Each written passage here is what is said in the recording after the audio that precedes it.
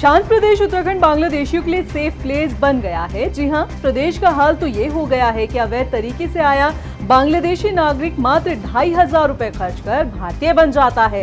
इतना ही नहीं, फर्जी दस्तावेजों के आधार पर सरकार की मुफ्त योजनाओं का भी लाभ उठा रहा है।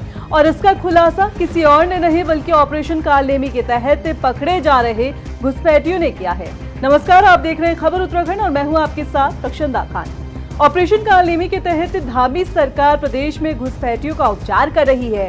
उत्तराखंड पुलिस शहर शहर गांव-गांव में बांग्लादेशी रोहिंग्या मुसलमानों की तस्दीक कर रही है और इसी कार्यवाही के दौरान राजधानी देहरादून में बांग्लादेशियों की फर्जी पहचान का ऐसा खुलासा हुआ जिसने सुरक्षा एजेंसियों को भी चौंका कर रख दिया। राजधानी देहरादून के आशीर्वाद इनक्लेव डेरा खास पटेल नगर में पुलिस और इंटेलिजेंस की टीम ने दबिश देकर बबली खातून, जिसने फर्जी दस्तावेजों की मदद से खुद को भूमि शर्मा बना लिया था, मात्र 2,500 रुपए खर्च कर अपनी मूल पहचान बांग्लादेशी होना छिपा लिया था। आधार कार्ड से लेकर ration card, voter ID card, Ayushman card तक बबली ने चुटकियों में तैयार करवा लिया। पूछताछ में पता चला कि बबली उर्फ भूमि शर्मा ने कोविड के दौरान साल 2021 में अवैध रूप से बांग्लादेश की सीमा को पार कर भारत आई। 2021 में दून पहुंचने के बाद उसने 2022 में अधोईवाला सहस्त्रधारा रोड के पते पर आधार कार्ड बनवा लिया, जिसमें खुद को दिनेश शर्मा नाम के व्यक्ति की पत्नी दिखाया। आधार कार्ड के आधार पर ration card, voter ID card, Ayushman card बनाया और सरकार की मुफ्त योजनाओं का भी लाभ उठाया। बबली कोई पहली बांग्लादेशी महिला नहीं है जो पुलिस के हत्थे चढ़ी हो। बांग्लादेशी नागरिक ममून हसन उर्फ सचिन चौहान, जिसकी कहानी किसी फिल्म की स्टोरी से कम नहीं है। तस्वीर में नजर आ रही ये रीना चौहान है जिसने ममून हसन को सचिन चौहान की पहचान दी है। पुलिस पूछताछ में ममून हसन ने बताया कि उसकी रीना चौहान से फेसबुक पर दोस्ती हुई थी। वो साल 2019, 20 और 21 में टूरिस्ट वीजा पर कई बार भारत आया। साल 2022 में दोनों ने भारत बांग्लादेश बॉर्डर को अवैध रूप से पार किया।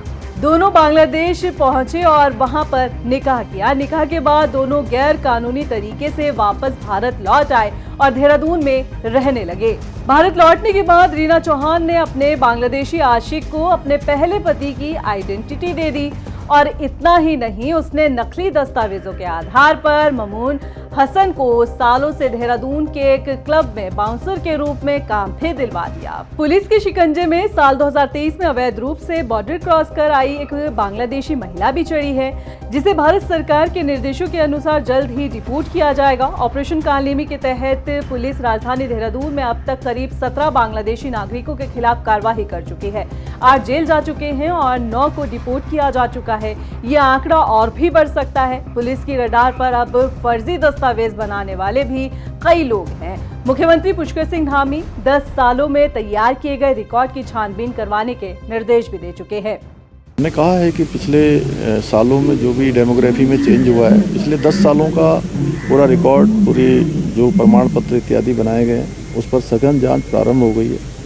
मैं फिर से सभी अधिकारियों को मैंने कहा है कि पिछले कम से कम एटलीस्ट 10 सालों का, चाहे राशन कार्ड बनाए गए हैं, बिजली के कनेक्शन दिए गए हैं, आधार कार्ड बने हैं या वोटर आईडी बनी है, या जो भी पात्रता की श्रेणी में नहीं आते थे, जिनको भी इस श्रेणी में लाया गया है, उसकी हम सघन जांच कर रहे हैं और जांच करने के बाद उस पर कार्रवाई भी करेंगे। अब तक प्रदेश के मुखिया उत्तराखंड में लगातार हो रहे डेमोग्राफिक चेंज को लेकर गंभीर समस्या बता रहे थे। इस मर्ज के इलाज के लिए प्रदेश में रह रहे बाहरी राज्यों के लोगों का सत्यापन करवा रहे थे। सत्यापन प्रक्रिया को बेहतर बनाने के लिए तकनीक का सहारा भी लिया जा रहा था। वहीं प्रदेश सालों से घुसपैठियों का शिकार हो रहा था और प्रदेश का गृह विभाग बेखबर रहा। इस रिपोर्ट को लेकर आपकी क्या राय है, आप हमें कमेंट कर जरूर बताएं। नमस्कार।